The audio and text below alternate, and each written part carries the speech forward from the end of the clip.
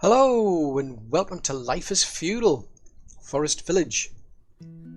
Picking up from the last episode, we've now got our beehives all buzzing away there with bees down there, but I want to try to improve things a bit. There's a few things I want to do, but I'm going to start off with the caravans, because one of the problems we've got with the sort of like the vanilla caravan traders, if you will, is that you can set up a route, but if you don't keep an eye on it, you can actually deplete the resources in the source. So for instance over here I've got a trade route down here, well a caravan route I should say, where I'm asking to transport firewood here from that barn there to this barn here. The reason for that was just that, I mean, at one point I had quite a lot of firewood in here, I had a lot of meat, I had a lot of vegetables, and it was really all going to waste because the people who were living up here would have been literally walking all the way down here to go and get those resources. The barn was getting full as well, so I put an actual caravan route in. Now the trouble is, if you don't keep an eye on these, the resources literally run out. I mean, the caravan was obviously transferring so much out that the supply wasn't meeting the demand, and it gets to the point where people starve to death, they freeze to death, and that sort of thing. So what I've done is I'm introducing this mod called Caravan Extended. Yeah, that's the one there. You can set various options for it, but I'm just going to leave it on the defaults. Now, what I did have to do once that mod was enabled, I saved the game, exited out, came back into the game again. And now all my caravan routes have changed, and that's because I've got more options. I can be a lot more selective in how those caravan routes actually work. So by default what you've got is a little setting there which says all, which basically means just basically take all of the goods from the source and take them to the destination. It'll just keep doing that. And to say that's not really good, and especially for things like the food and the firewood, because it means like if you're taking from an area like here, it means the people here will suffer for it. So what this mod allows me to do is actually either it allows me to basically control how much that I take from a source, or it allows me to set how much I'll send to a destination. It's really clever actually when you look at it. So I mean, if you hover over the different areas, it actually tells you, what happens if you left click, what happens if you right click, and so on. So it's slightly different, because I'm pretty sure that in the original game you would left click on here to go to like the source barn, and then you would left click on here to go to the target, whereas now it's a right click. I'm pretty sure, I'd have to probably check, but I'm pretty sure it is they've changed that part, because most of what you're going to do is going to be using the left click anyway, so it kind of makes sense really. But by default, if we look at these logs for instance, we've got a warehouse up here, and that's going to take all of those logs down to here. So there's no limits, it's all of the logs basically are going to be taken from here and sent over to here. Now what I can do is I can actually tweak that a bit. If I left click on that target, it starts to introduce a ratio. So basically what it's saying is the caravan's going to go to this warehouse here. It's going to take logs over here, and it's going to try and balance things so that there's twice as much logs at the source as there are in the destination. And you can change that actual amount by just clicking on the source there. So I'm changing the ratio, we're going to 10 to 1, and now if you notice it then flips over. And it starts going in the reverse direction. So what that means is basically it's going to try and arrange it so that twice as much logs end up in the destination as there are in the source. So yeah, you can tweak it about a bit. Now if I left click on that, we change the mode again. Now that doesn't make sense there, but that probably does. The ratio is 2 to 1. Now what that's going to do is, if you look at the arrows up here, the arrows are both pointing from the left to the right, from the source to the target. And now we've got this arrow is pointing to the left, that arrow is pointing to the right. And what that means is that the actual caravan route is going to be bi-directional. So what will happen is, instead of just taking logs from here and dumping them into here to try to get to like twice as many in here as there are in here, it's actually going to pay attention to what's going on in the destination as well. So say we've got we get to the point where we've got 4,000 logs here, 2,000 logs here. If people suddenly start dumping more logs in the destination here, the caravan is going to come along and it's going to start taking some of the logs out of the destination warehouse, this one here, and start taking them back over to there to try to balance out that ratio. I mean, obviously if we go back to the ratio of 1 to 1, that's just an even spread. 2 to 1, twice as many there as there are in there. If we go back up, 10 times as many there as there are in there, and so on. So that's very useful, I think, having that option for a bi-directional transport, because it means you can balance things out at both ends so that neither end runs out of things. Now if we left click on the mode again, this time we've now got 2 arrows pointing towards the right, so that means everything from the source will be taken to the destination. And we've actually now got a hard limit, so what it's actually going to say there is to take the logs out of this warehouse here, take them to this one here, but make sure that there's 100 logs still remaining at the source. And I can change the amount by clicking on the source number there. So we're going up, I mean that's about, I can't like manually type a limit in that I want, but it gives you a fair range, a fair sort of like spread of numbers to choose from. As low as 20. That was going right up to what? See, about 5,000 seems to be the limit. Yeah, so you're going from about 20 to 5,000. So that would be useful for, say, like for things like places like this one here, where I've only got a certain number of people living here. If I want to say I want 500 firewood always left behind here, I could set up a little caravan rule like that, and it should make sure that they never take too much away from that, and then those people will never run out. But what I can do is I can change the mode again, and now we get to a bi-directional trade route. So it's really handy, that. Now when I click it again, we've now got the number on the right hand side, which basically means you only want as much as 500 in the destination. So we've got about 5,000 in this end, so they'll only take as much as 500 across to this, and they'll just keep topping it up every time somebody takes logs out of there. So that's another good option to have. Again, it gives you that bi-directional, so it flips it around. And now we're back to the default setting, which is just basically take everything from the source warehouse and dump it into the destination. So I think that's going to be really, really useful, because I definitely want to do that over here. So let me just put that over to, I want to make sure there's always, say, about like 200. So I'm a lot more comfortable doing that.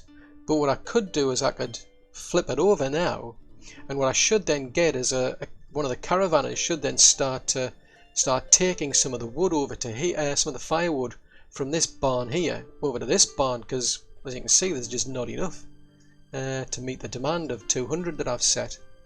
But every time that this barn here ends up with a surplus, the caravanner should then go back out again and then start taking some more and dumping it over here. So I think that's a lot better having that. It makes my life a lot easier. So that's definitely a worthwhile mod to have, I'd say. But I can think of bigger things later down the line, because where you've got for instance, where you've got barns like here where they're full, I mean the actual the farmers and the gardeners, they're all clever enough to take items, they'll start dumping things in another barn. I know when the game started, I'm pretty sure they didn't do that, they would just not bother.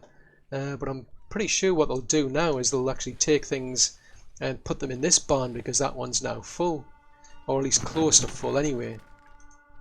But what it means, what I can do is I could build another barn, or I could put a route in here and say, well actually there's too much meat in that barn there, how about we put a trade route in between these two barns and even the supply of meat between them, and it'll make things a bit better. It'll make these people a bit more efficient, because they can keep dumping their meat in here instead of going down here, for instance. So I could set the rule up from here to here, because People over here might need to eat more meat, or I mean, there's just, I mean, the sort of things I'm thinking of. I think it's going to really make the game a lot better, to be honest. Something they should have really put in at the beginning. So it's, but yeah, I'm really glad I've noticed this mod. So it's going to be really, really good. So before I start going off to, you know, make full use of that mod, I mean, I'm going to have to start introducing more caravan stables around. So I mean, I want to be able to put ones over here, for instance, so we can start taking, what is it we've got, for instance, we've got firewood over here, we've got meat over here, so really I want them over here. Maybe some of them in the center as well, so I can think of putting like a caravan stable over here, for instance. But one of the things I really want to do is, I mean, I want to start expanding out to build like village number 2 over here. But I'm really pleased I actually started building this. It's coming in quite handy, where we've got, you know, we've got a hunting cabin down there, and all the meat and all the hides getting dumped down here. I'm kind of centralizing it, not quite, but kind of. And it means I'll be able to start controlling things a lot better with the caravan routes now that I've got these.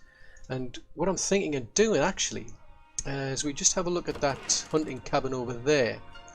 I want to mirror this over here, and then over here we'll start village number 2. But I mean, these people who live here, they're going to need better resources themselves. They need more food. Instead of going all the way down here to get meat that they've been, you know, hunting for themselves, you know, probably trailing all the way over here somewhere to get fish and vegetables. I think what I want to do is I want to introduce a kind of like a central area here, where I'm going to have their storage. So we'll have like a hunting cabin up here, another one up here, and right in the center of the two we'll have we'll actually have a barn and a warehouse for the you know, for the foresters and for the hunters here to bring all of their resources here. And then what I can have is an actual caravanner then takes that to the edges, you know, the barns and the warehouses that will be right on the edge of the village, and then from the edge of the village I'll then start taking resources out there. But I'll do that in a way that I want to be able to take resources from here, you know, from this central area, these villages, to give these people, you know, the vegetables that they need, their clothes, their tools and everything, so that way they don't have to go, you know, wandering all the way down here, for instance, to get their firewood or their clothes. So I'm trying to take full advantage of these caravans whilst making life better for these people as well. And I think it should improve the production a lot. Now, one of the things I can do down here is I can introduce an actual gatherer, for instance, so they can get the vegetables, save me having to introduce a caravan route basically. I'll probably introduce a sawmill. I'll also introduce some of the kilners as well, and then any of the excess logs that I've got, any excess firewood I've got, I can bring them over to these barns and warehouses here, because I can set limits now. I can say, like, you know, I always want to make sure there's enough resources for the people that live here. Anything that you've got excess, bring it over to here, and I think that should make things a lot more efficient. Now, one thing I'm bothered about is fish. Now, there's the center point there, so how far away? 6 and 2 3s, I think. I think what I'm going to do is I'm going to introduce some fish farms down here, and I'm going to have a path back here so that I have a caravan actually brings any excess fish from a couple of fish farms I'll have here. I mean, I don't want the lodges, because the trouble with fishing lodges is the overlap. If we go to here, you can see they've all got like a working area, and you don't want them overlapping, because they'll get into each other's work area, and it means each one starts, you know, gathering less fish. So I think it'd be a lot better to put some fish farms there. So these will be kind of self-sufficient. They'll be able to get meat from here. They'll be able to get their vegetables. They'll be able to get their fish as well. It just means I'm going to have to set up some trade routes for these people as well, to make sure that they get what they need. But again, it's coming from that central storage over here. Now, obviously, I'm going to have quite a few people living here, so that means we're going to introduce a house into this area as well. Rough ballpark figure at the moment, I'm thinking 10, because I'm debating whether I want to have the caravan stable here as well. I think I might have to have one to deal with these people, but I think I might have a caravan stable out here for pulling things across from here to here. We'll see. I'll have to think about it, but I'm going to have to clear some of this area out because I can't really see much because of all the trees. So what I'm going to do is I'm going to have to basically work out where these caravans, not the caravans, where the hunters work. That's a shack, because I want to put these sort of like slap bang in the middle, and then I can build another hunting cabin way out here. So I think that looks to be the middle area where I can build, but I'm going to plan that out a bit, clear this area out, then once I've got it figured out, I'll bring you back. Well, I brought you back because I've actually just noticed something, and it's something I haven't noticed up until now, basically, and I honestly don't know why. It's just like I'm just gobsmacked. I never even noticed this, but basically what I've done is I've had to do a lot of terraforming over here because the buildings they just didn't like the lay of the land. It just wasn't flat, so did a lot of terraforming, and what I've done is we've now got our barn up and running. We've got a warehouse over here. And it was actually just as well I got this up and running because there was a lot of stone, a lot of iron around here, so that's helped get the actual buildings themselves built. But yeah, we've kind of stalled because they're all after hay for some reason. It's kind of odd because I mean, where I'm getting to is we've got the house ready, and I've put that on pause. The stables, it just needs one more. Basically, you know, one more nail knocking in, and I've deliberately paused that one there because as soon as it's built, it'll get populated with a donkey, and we're not quite ready for that. But what I've done is we've got a sawmill over here. I've got a couple of kilners, so that should be enough to sort of like take the logs, chop them up into firewood, and then we'll get those converted into charcoal for the people. I've got some little blueprints down here for the foundations for another barn and warehouse over here, because I'm thinking of using this place as a kind of like a stopping point. The idea is I might want to be able to take resources from here, village 1, drop them off here, and then we'll get another caravan to pick them up here and bring them over to village 2, because I don't want people literally trying to drag goods all the way over that distance. It gets to a point where it doesn't work, and that's the reason why I've got these issues with the hay. I mean, for some reason went through the entire year, and even though I haven't been out here before, I couldn't gather any hay, so I'm not sure what's going on. I'm pretty sure at the start of the game I used to be able to gather hay, because there's actually an order you can put in to gather it here, collect hay, but for some reason there was just nothing showing up around here. Plenty of stone, plenty of iron, plenty of wood, but no hay for some reason. But anyway, the idea around here is to get all these buildings built, put them on pause, and then what I'll do is I'll get the food and what have you delivered over here, so that when I open it up and we start getting the population in, there's already food for them to eat. I was going to put an actual gatherer over here, but they had very limited room to work in. This was part of their area here, so it would have been a waste, so I've moved them a bit further down. And what I've got is we've got a shack down here, we've got a barn down here as well. I think there's a couple of wells here to get built, and I've got 2 fish farms, but these are all stalled. For some reason they've been able to bring hay to here to build this, but they hadn't been able to bring any hay to these, and I've deliberately getting a caravan to bring some hay to here. So this warehouse over here has got some it's got 220 hay, but for some reason nobody's bothering to pick it up.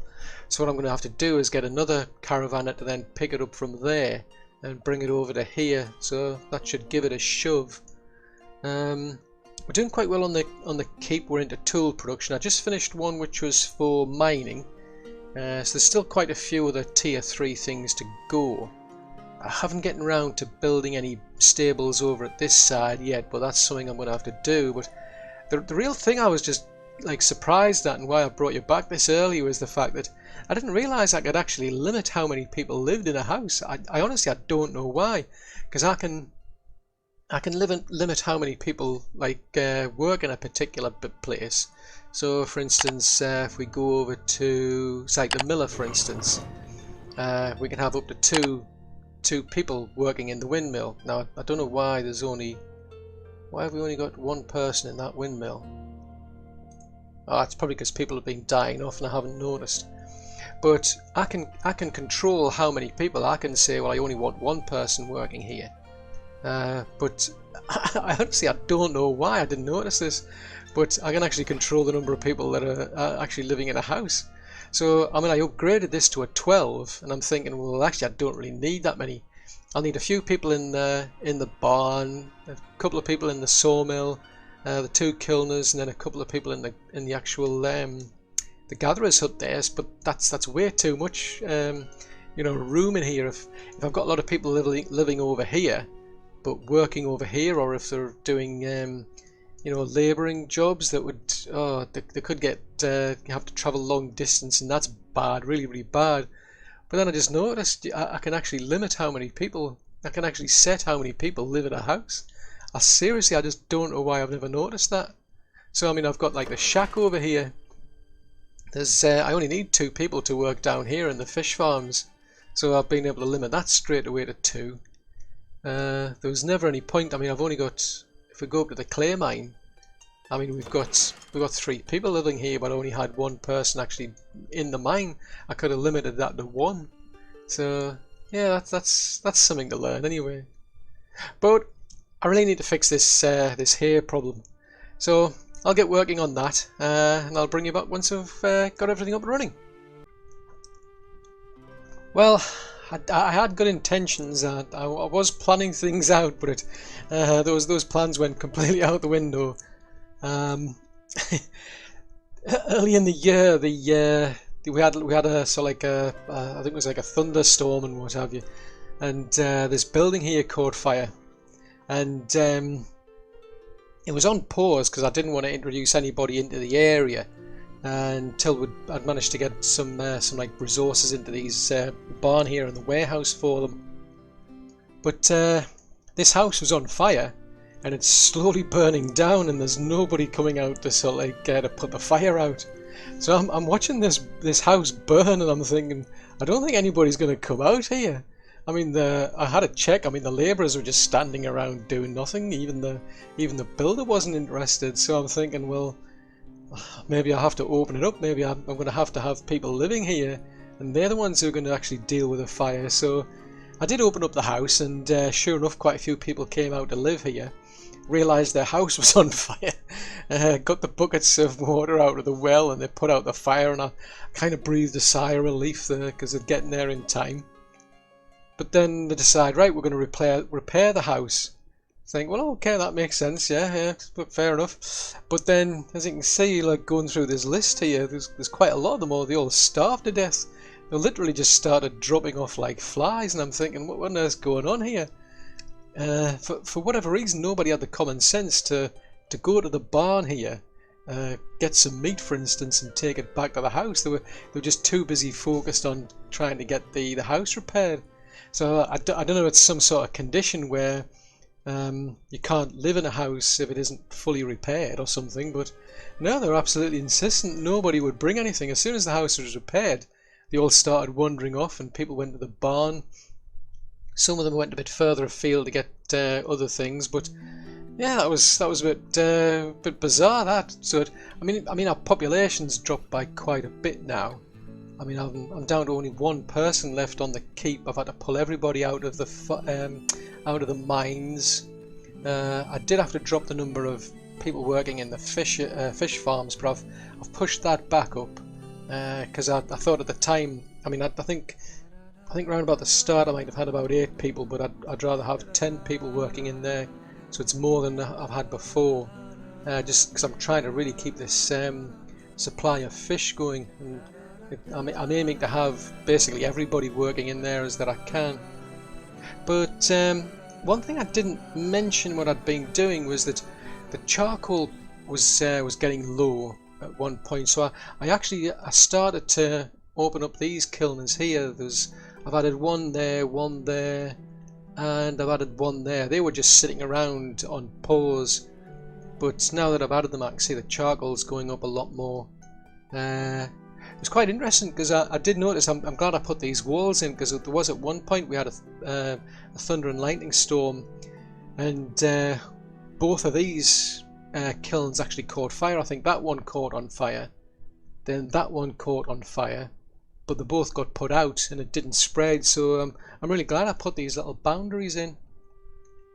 But because of that charcoal problem, I'm going to get them to build a couple of kilns over here, because to be honest I think these people are pretty dumb, to be honest. I think there must be some sort of like preference in there to say, if there's like charcoal somewhere in the vicinity that I can walk to, I'll go and get charcoal. Because I've had people die in here of hypothermia, even when I've had, you know, I've got all this firewood just sitting there, and nobody's like got the common sense to just literally go across the way here to pick up some firewood and put it in here. I think they'd rather walk for miles and go and get the charcoal instead. So I'm deliberately going to put some people here just to try and sort that out, because otherwise you're just going to get more people just dropping off. I mean, it's just bad luck here, because there's quite a lot of people who have been dying of old age at the same time as all these people have been dying of starvation. So yeah, it's going to take quite a while to recover from this. So yeah, it's going to be a while before I'll be back. See you then. Oh, this is frustrating. I ran into the impassable building. There's no passage to the fish farms. And fortunately I've just managed to find a way to destroy this one, because I've got instructions in to deconstruct them as soon as that came up, and I've tried going in first person to take these out, but no joy whatsoever. I mean, I literally terraformed all the way around both of them. That didn't help. I started cutting sections out again, and in the end what I've done is I've deconstructed the barn and the shack, so that I could cut this section out here. I then put in this bridge section here, so I've actually got two of them. I'm not quite sure what happened there, because for some strange reason there was two orders in, one for that bridge section and one for that one. That one came up as the first one to build, but straight away it was you know, the builder couldn't reach it. So I then paused that off, so they built that one. They're sort of like getting halfway through building this one. Well, it's 4 out of 6, so it's 2/3 of the way. But for whatever reason, when they came back this time, they actually managed to get straight away to get access to here, and they deconstructed that fish farm first, even though they should be assigned to here. So yeah, that's a bit odd, but at least that means I've been able to get rid of this. So I'm going to do the same over here. And basically the reason I ended up with this problem was because I forgot to terraform and flatten this area here. They need a flat area to build that fish farm up against, because if you look here, it's not quite touching the actual ground level. So the trouble is they can't get access to it. You've got to be very, very careful when you build these things.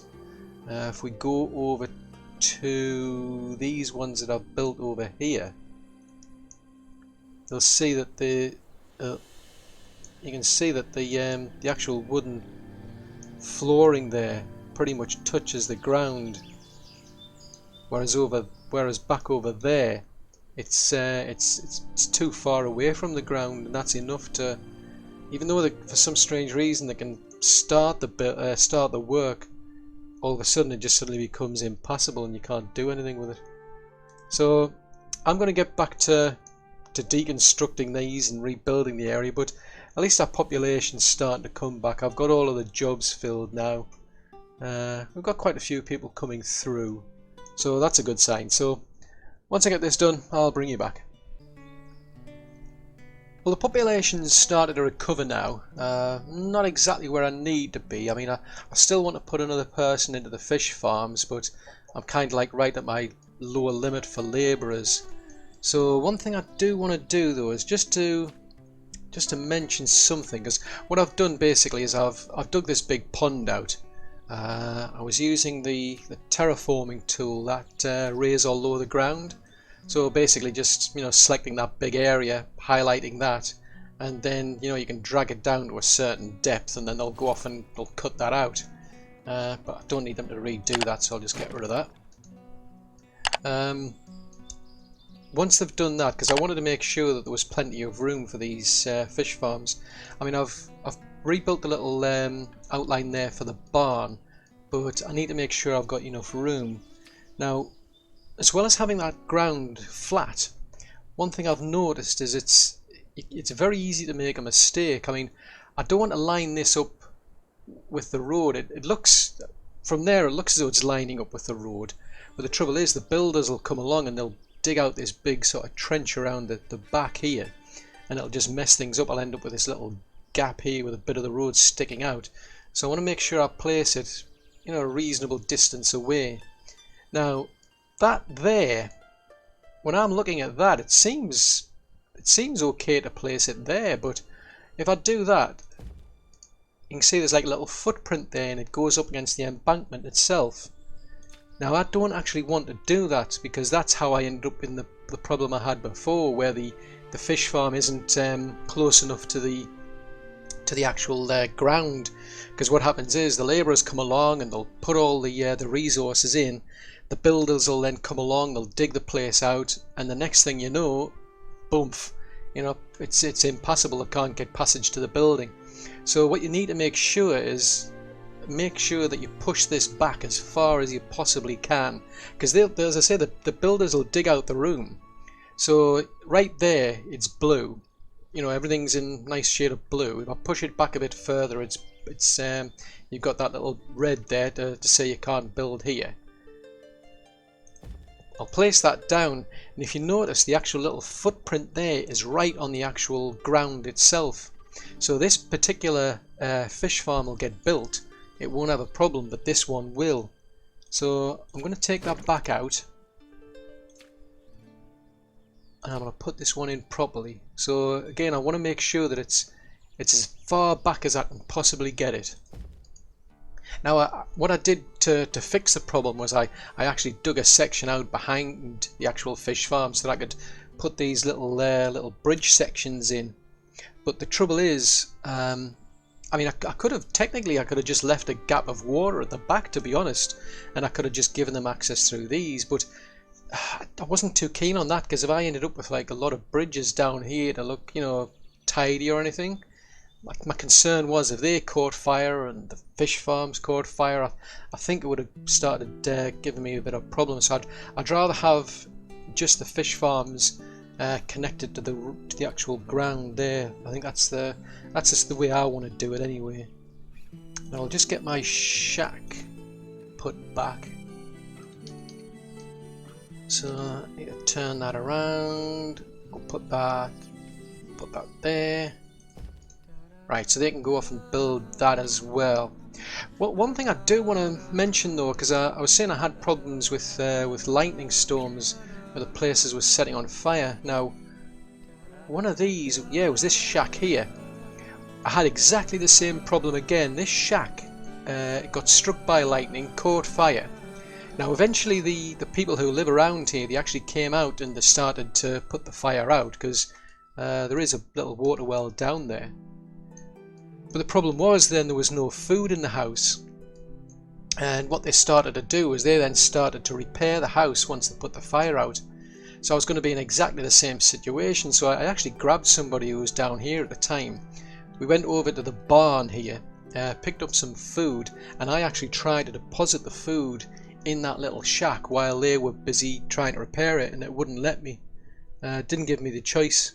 So there must be some sort of like little mechanic in here which says that these are, you know, if the building needs repairing, it's out of commission, if you will, and can't be used. So they literally had to repair it first. But unfortunately, because there was no food for them, and because they were themselves hungry, they starved to death. So I lost another 2 people in the process. But anyway, the good news is we should be able to get our fish farms up and running. If I can find them again, they're over here somewhere. There they are. So I'm going to get all these built, and then I'll bring you back. Well, we've got our fish farms now built, Didn't have any problems with those, so I think basically the gist of it is to make sure you've got a nice flat area to work from, and when you place them, make sure you push the actual foundation back as far as you can get it, and just to double check that you've got that little footprint, if you will, on the actual ground itself and not up against the embankment. Now, I did do a bit of a tidy up here, but there was one sort of like fly in the ointment, and that is I wanted to make sure that there was people working these fish farms all year round, because the idea is, I mean, the whole reason for these is to make sure there's fish so that these people can have a bit of variety in their food. The only problem was these fish farms over here, they aren't actually occupied all year round. What I do is that when it gets to the winter, I take some of the farmers out because they're just standing around. I take them out of their jobs, put them into the fishing, and then when we get to spring, I put them back into the fields. Now there's two issues there, and one is that obviously if these aren't occupied, there's nothing to stop somebody deciding to come here to work instead of over there. So I've been forced to pause these fish farms off. Another problem though is that every time I'm swapping between a fisherman and a farmer, it's messing up the housing, I think, because I noticed at one point there was fishermen were living out here during the winter. Now when we got to the spring, they'll have just suddenly turned back into farmers. So I mean, during the winter they will have been living up here but working here, but then in the spring they'll have been living up here, and I mean, for all I know, they could have been actually working down here, which is just totally impractical.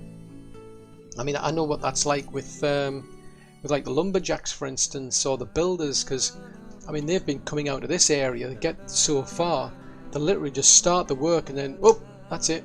They're down tools and decide to go home because it's cold, or they need something to eat, or they need to go and get some food from the barn and put it in the house because the house is empty. And so it just takes years to get things done for them.